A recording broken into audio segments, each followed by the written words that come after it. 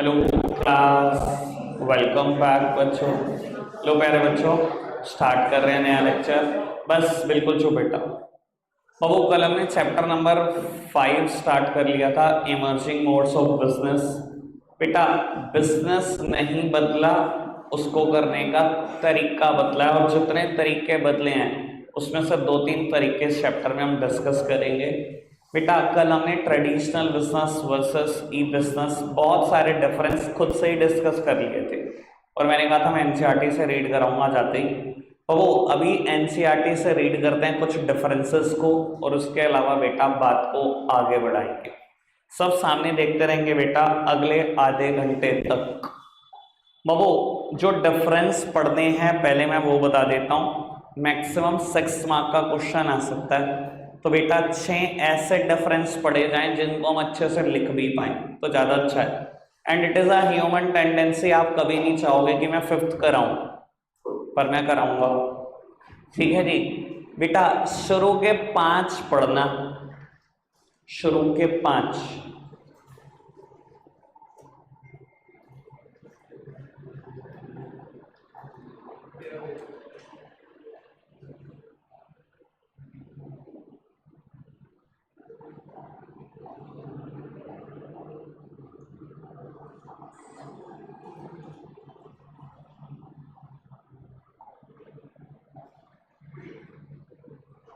शुरू के 5 डिफरेंस। कोई प्रॉब्लम? कोई भी प्रॉब्लम? मैंने शुरुआत ही करी थी बेटा इन दोनों बातों से, cost of setting up the business and cost of operating the business. Cost of operating the business में मैंने वी मार्ट की बात करी थी, याद हो अगर आपको, कि वी मार्ट की ऑपरेशनल कॉस्ट कितनी हाई है, और एक नॉर्मल वेबसाइट या एप्लीकेशन बनाओ तो उनमें क्या कॉस्ट इंकर कर लोगे आप। ठीक है ना जी, याद होगा। बाबू ये भी बात मैं शायद कर चुका हूँ फिजिकल प्रेजेंस की। बेटा ट्रेडिशनल बिजनेस है, ऐसा तो नहीं हो सकता ना दुकान का शटर उठाया और मैं घर आकर बैठ जाऊँ और सो जाऊँ। ठीक है जी, या मैंने आज बच्चों को बुलाया कि चल भाई मैं रेस्ट कर लेता हूँ, तुम पढ़ लेना खुद। सर अगर ट्रेडिशनल बिजनेस कर रहे हो तो फिजिकल प्रेजेंस इज कंपलसरी। आपके फादर दुकान खुली छोड़कर तो नहीं आ जाते, जितनी देर दुकान खुली रहेगी उतनी देर दुकान पे कोई बैठा रहेगा। बट अबाउट ई बिजनेस, भैया वेबसाइट बना दी, अब ये थोड़ी है बेटा ऑर्डर तभी आएगा जब वेबसाइट के आगे आप बैठे होगे, अपनी वेबसाइट खोल के बैठे होगे। हाँ अच्छा, दुनिया में कहीं एंजॉय कर रहे हो, अगर किसी को ऑर्डर प्लेस करना वो करेगा ही। ठीक है ना, तो वहां फिजिकल प्रेजेंस नहीं चाहिए आपकी। 5 और कोई किसी की कोई भी परेशानी तो पूछ सकते हो बेटा, नहीं तो नहीं सही। बाबू 6th वन बस यही करना है, ईज ऑफ गोइंग ग्लोबल। बेटा ट्रेडिशनल बिजनेस में ग्लोबल जाने की अपॉर्चुनिटी बहुत कम है, बहुत ही कम। और बेटा ई बिजनेस में तो जैसे ही .com पे आपने रजिस्टर करा पहुंच गए ग्लोबल, कुछ करना थोड़ी है। याद है ना .com .in .au .nz सब बात करी कल मैंने आपसे। ठीक है जी बाबू, हो गया डिफरेंस खत्म। अब बेटा बात को आगे बढ़ाते हैं, ई बिजनेस के कुछ फायदे कुछ नुकसान चर्चा शुरू करते हैं। चैप्टर स्टार्टिंग से शुरू नहीं हुआ हुआ, आपको क्या मतलब स्टार्टिंग से शुरू होके ना, मतलब इस बात से कि हमें अच्छे से समझ में आना चाहिए, तो बहुत तगड़े तरीके से समझ में आएगा। चैप्टर का एक एक टॉपिक जब हो जाएगा तब मैं कहूँगा एनसीईआरटी उठाकर देख लो, तो कोई टॉपिक बचा नहीं होगा। ठीक है जी, चैप्टर में ज़्यादातर चैप्टर में बीच से ही स्टार्ट करता हूँ बेटा, मुझे लगता है कि जो मेरा सीक्वेंस है वो बहुत बेटर है। चलो जी आगे बढ़ाते हैं बात को। बेटा स्टार्ट करते हैं बात benefits of E business. E business के क्या फायदे हैं, आप सिर्फ पहली हेडिंग पढ़ लो, मैं चर्चा जरूर करूंगा। बाबू हेडिंग कहती है ईज ऑफ फॉर्मेशन, बिजनेस शुरू करना आसान है, एंड लोअर इन्वेस्टमेंट रिक्वायरमेंट, और पैसे भी बहुत कम लगते हैं। बेटा ये दोनों बातें तो मैंने कल भी कर दी थी कि ई बिजनेस को सेटअप करना हो आपकी कॉस्ट ही क्या है। आप सोचो तो सही, अमेजॉन गैरेज से शुरू हुई भी कंपनी, कल मैंने पिक भी शेयर करी थी बेटा ग्रुप में कि अमेजॉन कहाँ से शुरू हुई थी, गैरेज से शुरू हुई थी, वो भी रेंट का ही हो, तो पैसा क्या लगाया आपने। वेबसाइट एप्लीकेशन तो 15,000 20,000 में बन जाते हैं बेटा आज की तारीख में, तो पैसा लग क्या रहा है, कुछ भी नहीं। बस एक बात और मैं बोलना चाहता हूं इस हेडिंग को प्रूव करने के लिए, फ्रेज ना बड़ी पॉपुलर है ई बिजनेस के जमाने में, इलेक्ट्रॉनिक बिजनेस के जमाने में ना एक फ्रेज बड़ी पॉपुलर हुई। करना बाबू, वो फ्रेज क्या है,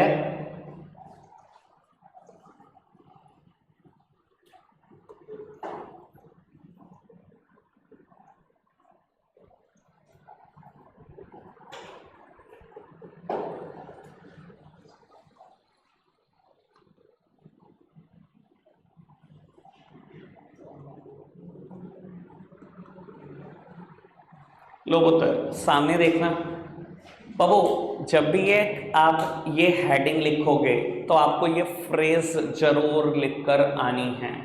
टीचर से नंबर लेने की उम्मीद करते हो तो बेटा ये फ्रेज लिखे बिना मत आ जाना। फ्रेज कहती है networked individual is more efficient than networked individual. बेटा नेटवर्थ क्या चीज होती है? बेटा नेटवर्थ बोलते हैं कैपिटल को। एक ऐसा इंसान जिसका नेटवर्क बहुत बड़ा है, कहता वो ज्यादा एफिशिएंट है उस इंसान के कंपैरिजन में जिसकी कैपिटल बहुत बड़ी है। और बाबू ये फ्रेज ना ट्रू भी हुई, मैंने तो अपनी आंखों से सच होते हुए देखी, और जब ये सच हुई थी तो मैंने बैच में ना बच्चों को दोबारा से ये फ्रेज पढ़ाकर एग्जाम्पल भी दिया था, तो आपको भी दे सकता हूं मैं। बेटा एक ऐसा इंसान बताता हूं जिसके पास बहुत पैसे हैं, बहुत बहुत पैसे हैं, ठीक है जी। बिल गेट्स माइक्रोसॉफ्ट के ऑनर सीईओ, ठीक है, बहुत पैसे हैं, बहुत कैलकुलेट भी नहीं कर सकते हम, काउंट भी नहीं कर सकते, मुकेश अंबानी से भी बहुत ज्यादा है, ठीक है जी। और एक कंपनी बनी उनके आंखों के सामने, अमेज़न, कुछ भी नहीं थी, गैरेज से शुरू हुई कंपनी, कुछ भी नहीं, पर उसने नेटवर्क बहुत बड़ा कर लिया, ठीक है ना। और बेटा इंटरनेट के जमाने में, ई बिजनेस के जमाने में ये फ्रेज बड़ी काम की है कि जिस इंसान का नेटवर्क बहुत बड़ा है ना वो ज्यादा एफिशिएंट निकलेगा नेटवर्थ इंडिविजुअल से, उस इंसान से जिसका कैपिटल बहुत ज्यादा है। और बाबू ऐसा ही हुआ CEO of Amazon Jeff Bezos, बेटा उन्होंने बिल गेट्स को कैपिटल में भी बीट कर दिया। बेटा सामने देखना, तो बाबू यही बताने की कोशिश कर रहा हूं मैं, जिस इंसान का नेटवर्क बहुत बड़ा है वो इंसान बेटा बहुत ज्यादा एफिशिएंट है आज के जमाने में उस इंसान के कंपैरिजन में जिसकी नेटवर्थ बहुत बड़ी है, जिसकी कैपिटल बहुत बड़ी है। सर जब अमेज़न कंपनी बनी थी ना, बिल गेट्स साहब बहुत बहुत कमा चुके थे, ठीक है ना, अरबों में प्रॉपर्टीज थी, ठीक है ना। और अमेज़न ने नेटवर्क अपना धीरे धीरे धीरे धीरे बड़ा करता गया, पूरे पूरे वर्ल्ड को कवर कर लिया। और बेटा उनको बहुत कम टाइम लगा बिल गेट्स को बीट करने में। जेफ बेजोस जो बेटा अमेज़न के सीईओ हैं, उन्होंने बेटा कैपिटल में भी बीट कर दिया बिल गेट्स को।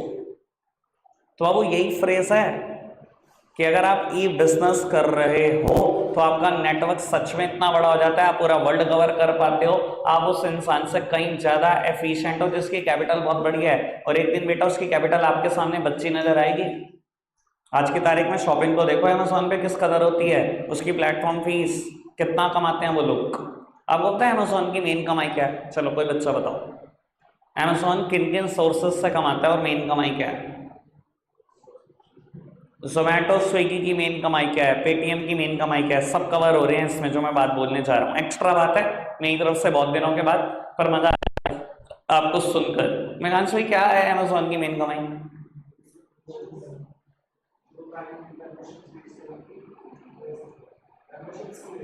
नहीं, मतलब एक सोर्स ऑफ इनकम तो है पर मेन कमाई नहीं है। अमेज़न जो मेंबरशिप बेचता है उसके से प्राइम मेंबरशिप, प्लेटफॉर्म फीस एक सोर्स ऑफ इनकम है पर मेन कमाई ये भी नहीं है। और कमीशन है, अमेज़न कमीशन लेता है, उदय भाई फोन छोड़ दो।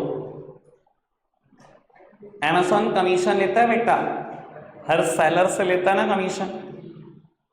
आपका प्रोडक्ट अगर आप लिस्ट भी करते हो कि मैं 85 का बेचना चाहता हूं, अमेज़न उसका प्राइस 85 का भी होने देता, 100 105 होता है, वो कमीशन खाता है बेटा अमेज़न, ठीक है जी। अब बाबू काम की बात बता देता हूँ, आपको लग रहा होगा ये इनकी मेन कमाई है, नहीं बेटा, जो मैं बताना चाह रहा हूँ वो तो कभी आप सोचा ही नहीं होगा आपने। अमेज़न, फ्लिपकार्ट, चाहे बात कर लो आप जोमेटो, स्विगी, चाहे आप बात कर लो पेटीएम, इनकी मेन इनकम है इंटरेस्ट इनकम, ये ब्याज से कमाते हैं। आपको लग रहा हो ब्याज कमाते हैं?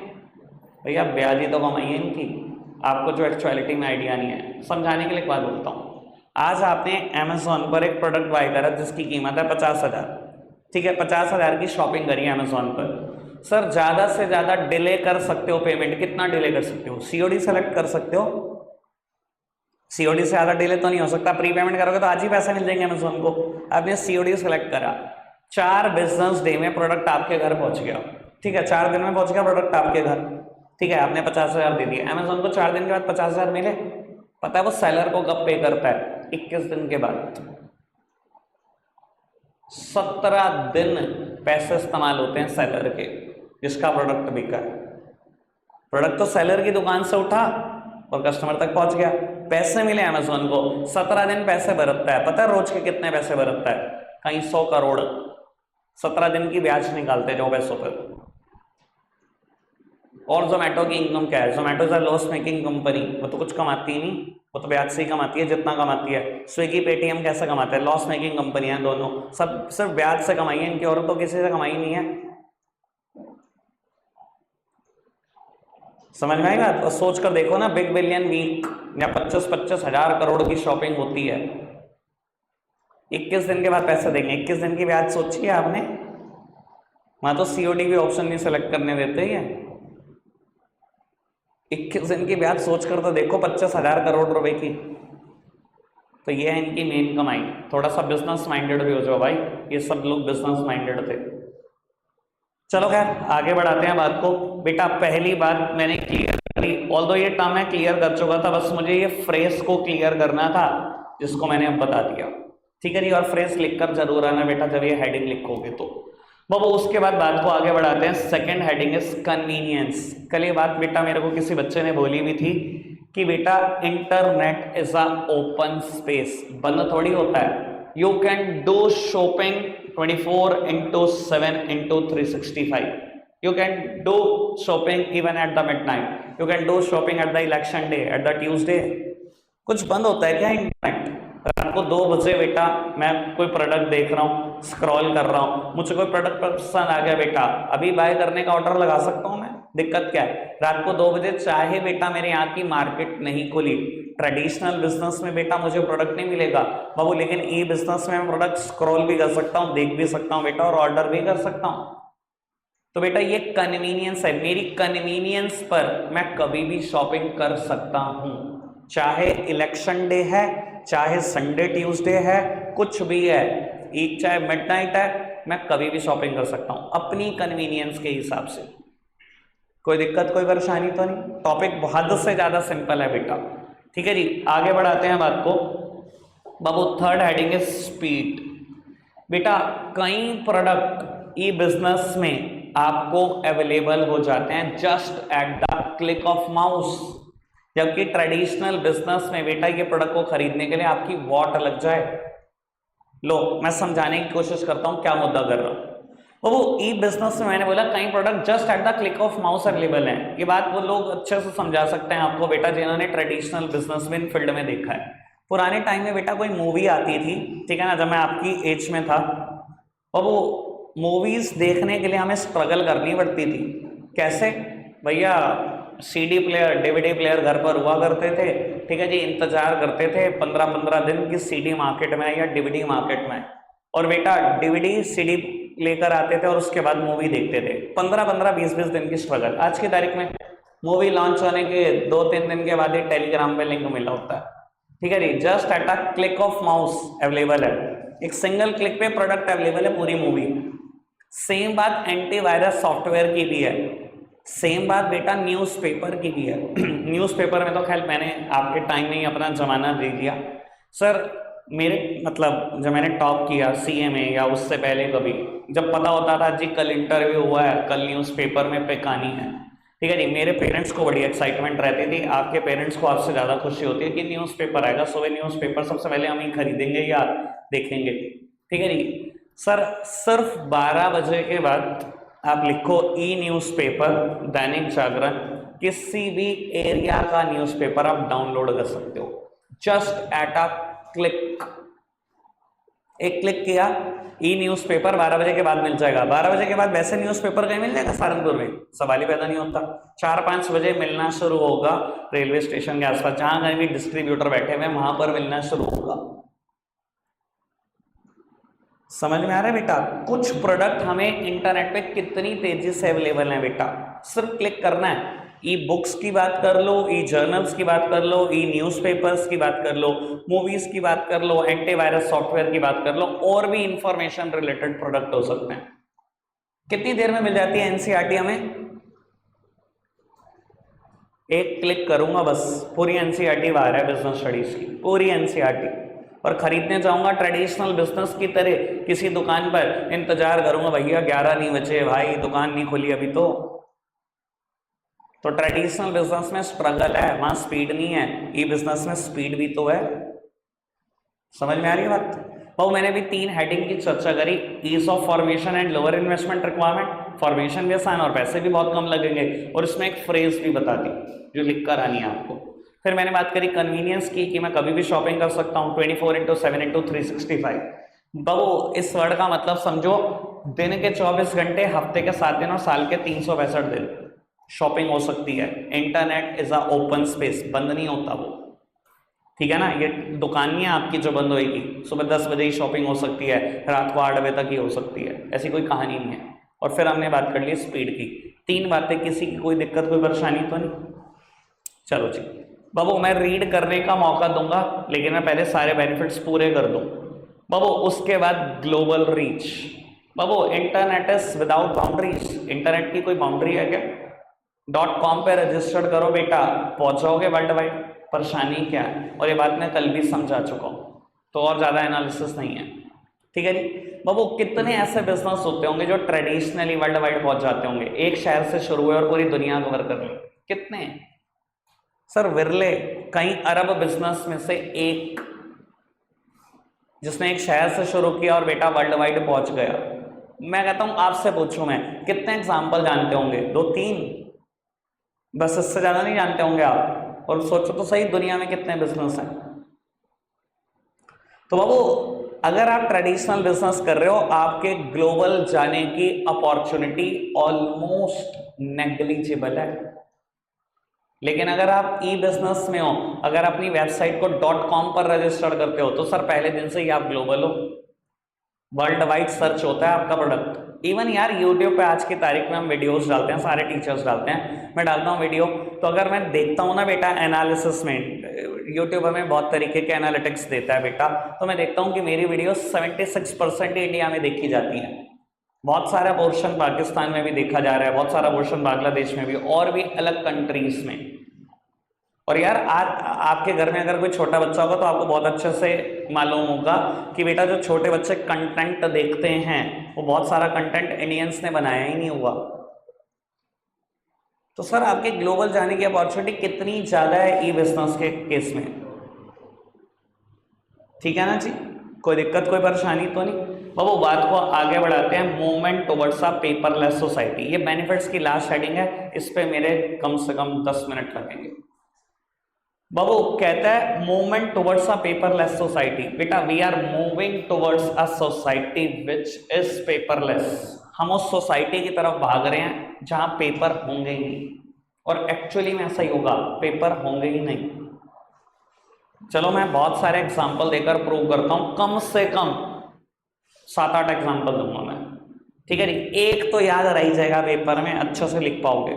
मैं पहले स्टार्ट करूंगा एक एग्जाम्पल से, नोन एज, एक बैंक है यस बैंक, सबने नाम सुना ही है, हमारे सहारनपुर में भी ब्रांच है कोट रोड पर।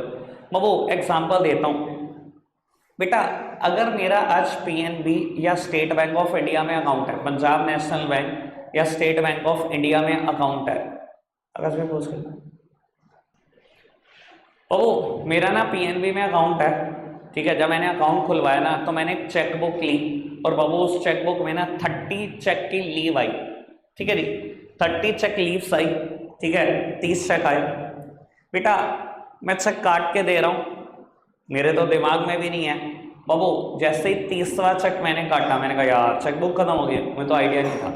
मैं बैंक गया, मैंने कहा जी चेक बुक अप्लाई करनी है, उन्होंने कहा जी ये बड़ा पेपर, लिखो एक एप्लीकेशन बैंक मैनेजर के नाम, हम यहाँ से रिक्वेस्ट डालेंगे, आपके पास थ्रू पोस्ट 5 दिन में घर आ जाएगी। मैंने कहा जी ठीक है सर, ये तो पेपर वाला काम हो गया ना, पर बाबू यस बैंक ने ना बहुत पहले इस चीज को पेपरलेस कर दिया।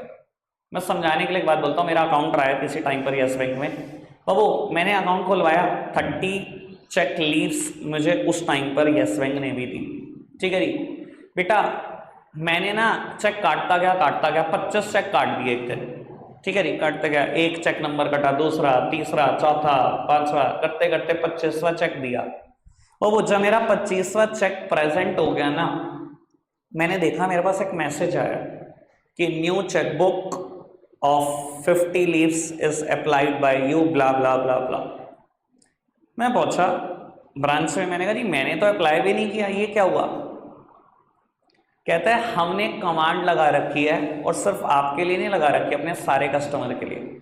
हम जितनी भी चेक लीव्स उनको देते हैं, जैसे ही 5 रह जाती हैं ऑटोमेटिकली एक नई चेकबुक अप्लाई हो जाती है।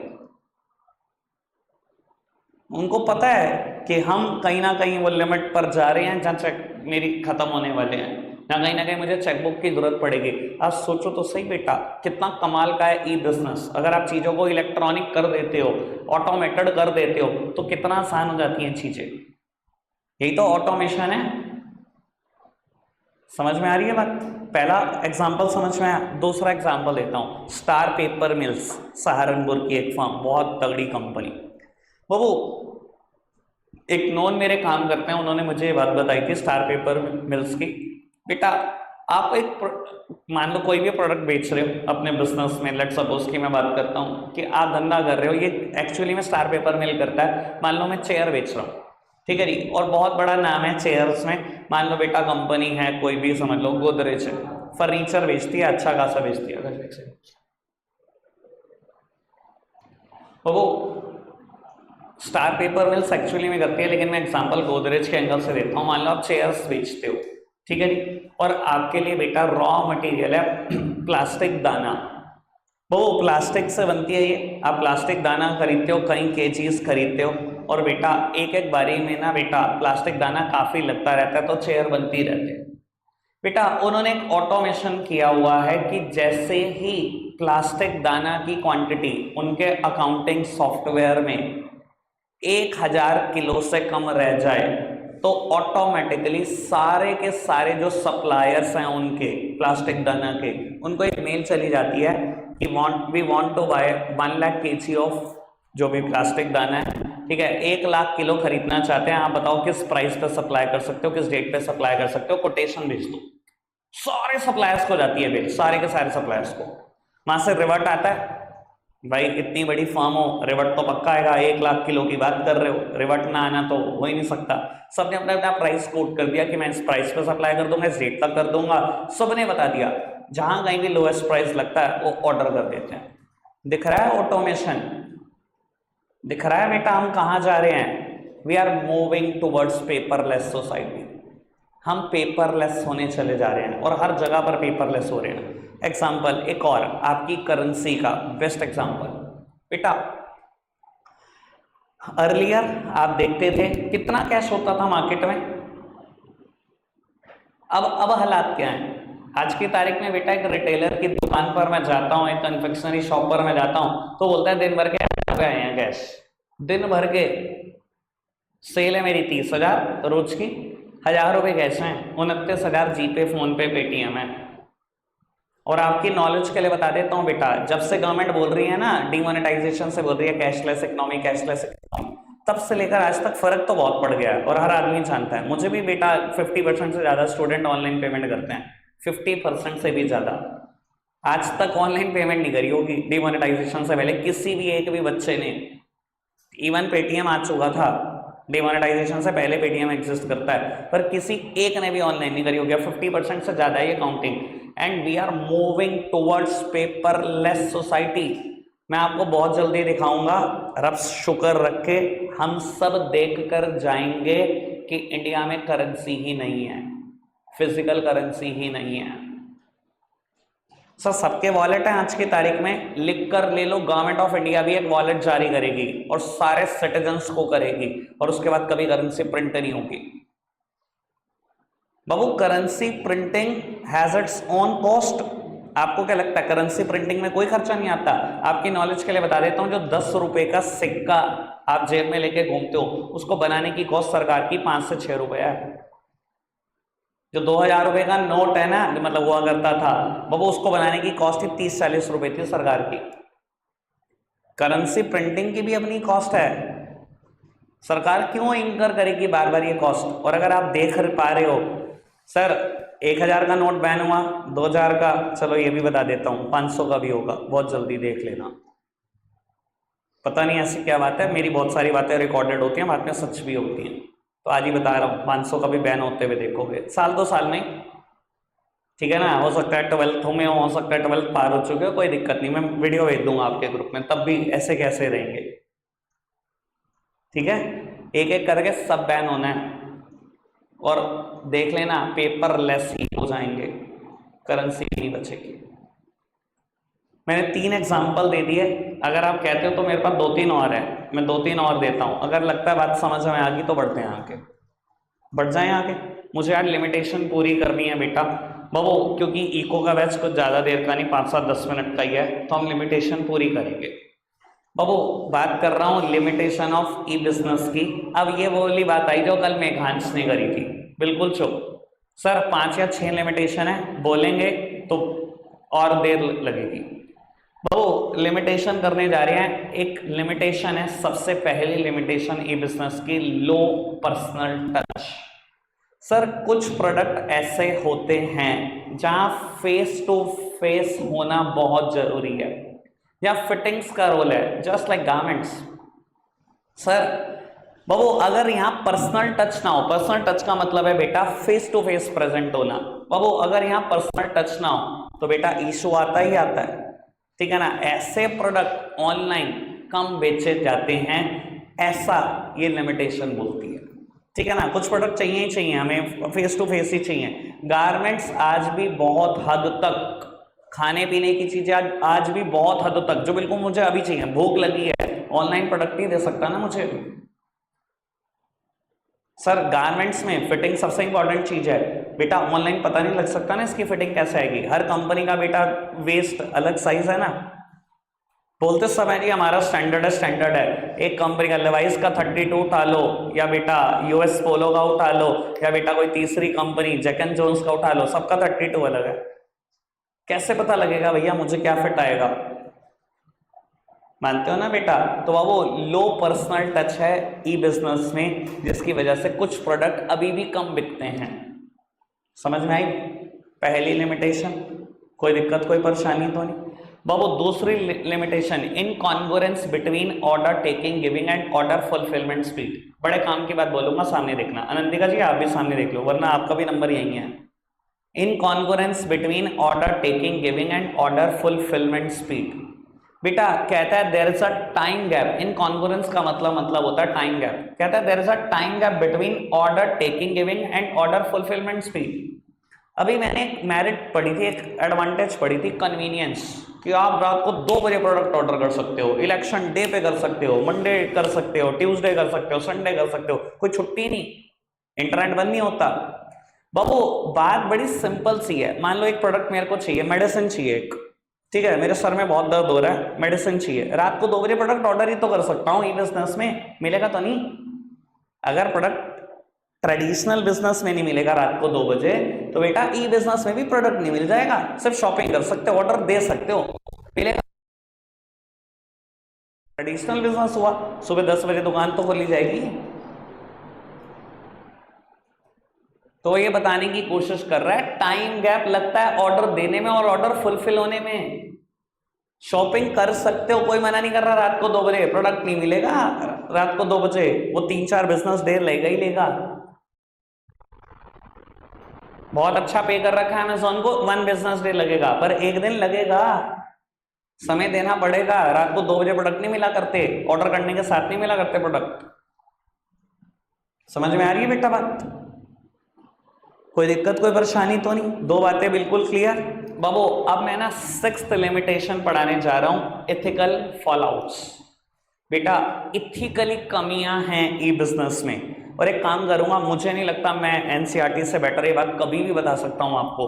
मैं हमेशा बच्चों को कहता हूं इसमें तो एनसीईआरटी रीड करी, तो एक काम करेंगे, आप रीड करेंगे, वैसे तो समझ में आ जाएगी, अगर अंग्रेजी आती होगी, नहीं समझ में आएगा तो मैं एक्सप्लेन भी कर दूंगा क्या मतलब है। 1 मिनट पढ़ना।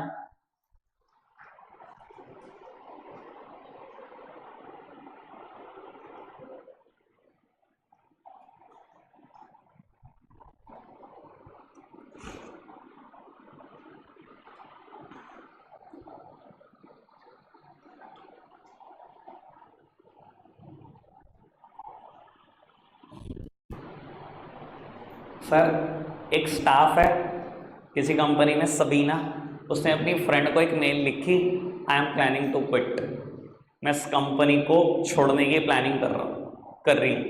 अगले दिन बॉस ने क्या करा, कॉपी निकाली उसी की मेल की और उसको प्रेजेंट कर दी। So you are planning to quit, you may quit right now. आप प्लान कर रहे हो क्विट करने का, आपको अभी जॉब से निकाल दिया हमने। अब वो शॉक्ड है, स्टन्ड है कि मेरी मेल बॉस तक कैसे पहुंच गई। बेटा कंपनियां आज की तारीख में एक सॉफ्टवेयर यूज करती हैं नोन एज इलेक्ट्रॉनिक आई। बाबू आप जो भी वेबसाइट एक्सेस कर रहे हो, जो भी मेल्स कर रहे हो एक्सेस, जो कुछ भी एक्सेस कर रहे हो, सब कंपनी के पास पहुंच जाता है। सर बात ये है कि चलो ई बिजनेस है, इलेक्ट्रॉनिक बिजनेस है, पर ये करना एथिकल है? Is it ethical? ये तो प्राइवेसी ब्रीच है यार, ये तो प्राइवेसी खत्म कर रहे हो आप किसी आदमी की। It is not ethical.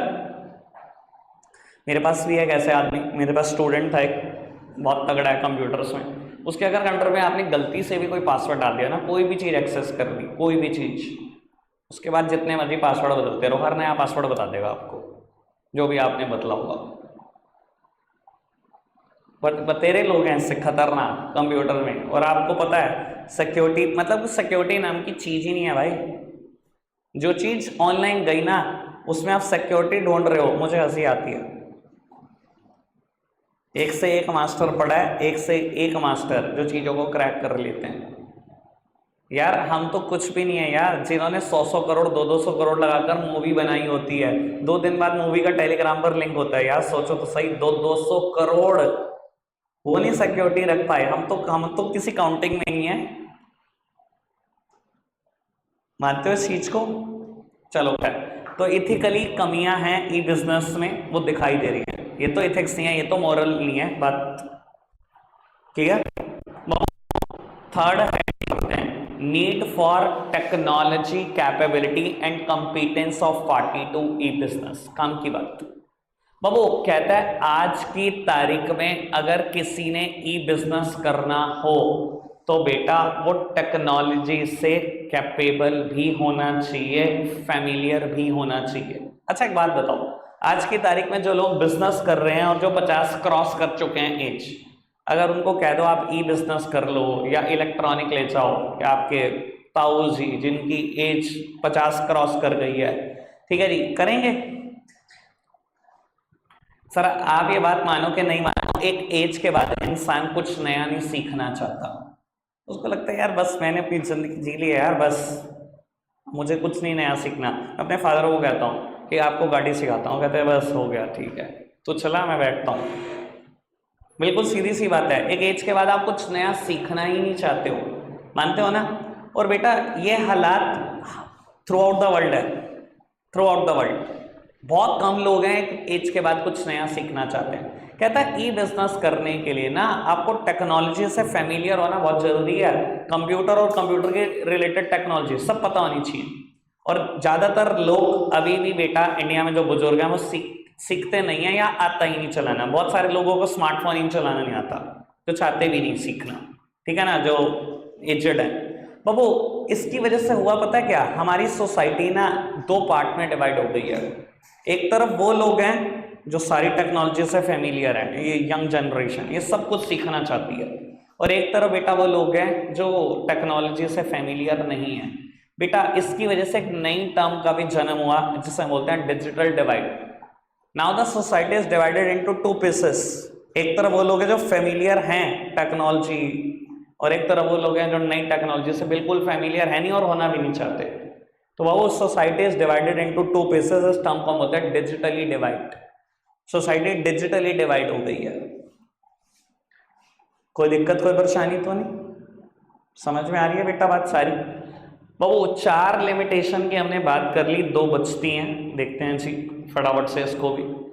Babu 2 limitation बचती हैं, पढ़ना चाह रहा 4th। बाबू देखो इंटरनेट पे ना कोई भी चीज सेफ तो है ही नहीं, मैं बता चुका हूं। वो सेफ ना होने की वजह क्या है बेटा? पार्टी का ट्रेस ना हो पाना। आप जो ट्रांजैक्शन कर रहे हो किसी एनोनिमस पर्सन से कर रहे हो बेटा, पार्टी ट्रेस नहीं हो पाती। कितनी बार आपने देखा होगा, कितनी बार, पुराने टाइम में तो ज़्यादा था ये, जब शुरू शुरू में फ्लिपकार्ट अमेजोन आई ना, तो बहुत छोटी मोटी कंपनियां भी मार्केट में कूदी, जो क्या करती थी बेटा, आपकी जरूरत का सामान आपको दिखाती थी और बाबू बड़े सस्ते दाम में दिखाती थी। जैसे कि पावर बैंक एक जरूरत है तो दिखाएंगे पावर बैंक, अच्छी अच्छी वेबसाइट 999, 799, और कबाड़ा कबाड़ा वेबसाइट 299, 199, और हम पागल हो रहे हैं 199। अच्छा जी, ले अभी पे करता हूँ, अभी पे करा, अभी आएगा प्रोडक्ट आपके घर, मिलाते रहो कॉल, 5 दिन मिला लो, 500 दिन मिला लो। अभी कुछ दिन पहले मेरी वाइफ के साथ ये इंसिडेंट हुआ, तो उन्हें एक स्लीपर पसंद आ रही थी, बोलती हैं इंस्टाग्राम पे है कोई पेज। मैंने कहा बिल्कुल मत करिए ऑर्डर, बिल्कुल भी मत। कह रही नहीं आएगा। मैंने कहा करके देख ले ट्राई, आएगा नहीं, 1001% श्योर हूँ मैं। ठीक है जी, सब्सटैंशली लेस वैल्यू थी, मुझे पता था पक्का नहीं आएगा। उसने पे कर दिए 299, ठीक है जी।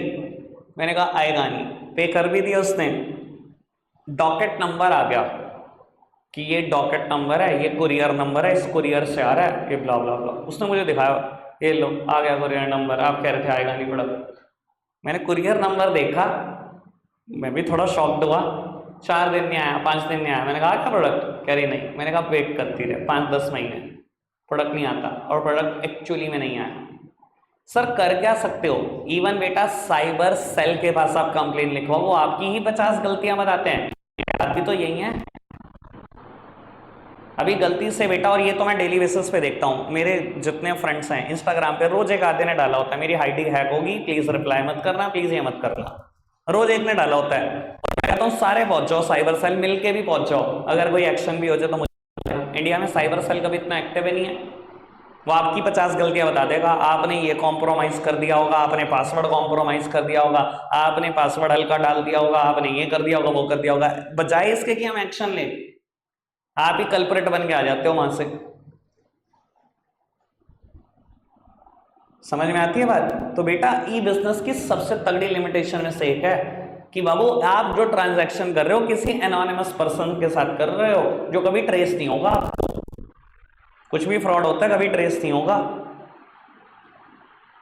एक दिन मेरी माता जी के पास फोन आया, तो मतलब मैं तो खैर थोड़ा घर पे बता के रखता हूँ कि ऑनलाइन फ्रॉड बहुत चल रहे हैं, ठीक है जी। वो बाय चांस की बात है, मेरी माता जी ने फोन उठाया, एटीएम से रिलेटेड कोई क्वेरी थी, तो मम्मी ने कहा देखियो मनीष क्या है ये।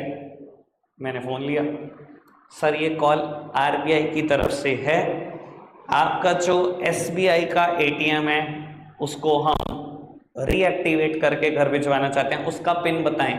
मैंने कहा पता है किसको फ़ोन मिलाया तूने? मैं आरबीआई का गवर्नर ही बोल रहा हूँ। अच्छा बेटे तेरे को बताता हूँ, अभी 2 मिनट रुक, तो उसी एसटीडी पर जहाँ से कॉल कर रहा है, अभी कराता हूँ तुझे जेल। टक, फोन कटा।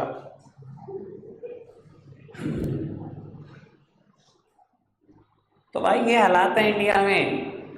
ऑनलाइन बिजनेस, जितने बिजनेस उतने ज्यादा फ्रॉड भी हैं, मानते हो ना बेटा इस चीज को। And last one is people resistance. बेटा दुनिया आज भी रेसिस्ट करती है ऑनलाइन बिजनेस को। कल मैंने भी आपको अपने रेसिस्टेंस की लिमिट बता दी थी। मेरी लिमिट है 30, 35, 40 हजार। ऑनलाइन में प्रोडक्ट देखूंगा, बस मेरी जो लिमिट है ना वो 30-40 हजार रुपए की है, क्योंकि मैं भी आए दिन होते हुए फ्रॉड देखता हूँ, और आपने भी श्योरली देखे, बहुत देखे होंगे, सबने देखे हैं, ठीक है ना। दोस्त यार कोई ना कोई बता ही देता है कि यार ये हो गया, उसके साथ ये हो गया, और उसके साथ हो गया। तो सर आज भी दुनिया रेसिस्ट करती है, और आपको बता देता हूं इंडिया में तो 100% लोग रेसिस्ट करते थे। फ्लिपकार्ट, अमेजोन ने इंडिया में पहले चला, मैं आपकी नॉलेज के लिए भी बता देता हूं, इंडिया में फ्लिपकार्ट पहले चला। क्यों पता है कि किसी को कारण? फ्लिपकार्ट एक ऐसी कंपनी है जिसने पहली बार सीओडी फैसिलिटी दी थी, कैश ऑन डिलीवरी। इंडियंस तो एक प्रोडक्ट भी नहीं खरीदते थे ऑनलाइन, एक भी नहीं। इंडियंस को तो विश्वास दिलाना ही बहुत मुश्किल है भाई, ठीक है ना। फ्लिपकार्ट ने सीओडी दी, अमेजोन को कंपटीशन करने के चक्कर में सीओडी देनी पड़ी, और अमेजोन शायद वर्ल्ड वाइड और कहीं सीओडी देता भी नहीं, इंडिया के अलावा कहीं पर नहीं देता सीओडी। ये सिर्फ आपको विश्वास दिलाने के लिए आप प्रोडक्ट बाय करो। लेकिन मैं फिर भी बोल रहा हूँ बेटा, मेरी खुद की एक लिमिट लगाई हुई है मैंने अपने ऊपर, 30-35 हजार से ज्यादा का कोई प्रोडक्ट कितना सस्ता दिखता रहे मुझे बाय करना ही नहीं ऑनलाइन। मैं आज भी रेसिस्ट करता हूं, क्योंकि मेरे साथ भी पास्ट में कभी ना कभी कुछ ना कुछ हुआ होगा, जिसलिए मैं रेसिस्ट करता हूं, ठीक है ना। कोई दिक्कत कोई परेशानी तो नहीं? आगे बढ़ सकते हैं, मतलब वाइंड अप की तरफ। मैंने 6 की 6 लिमिटेशन भी बता दी। रखते हैं आज के लिए इतना ही है प्यारे बच्चों। Bye bye.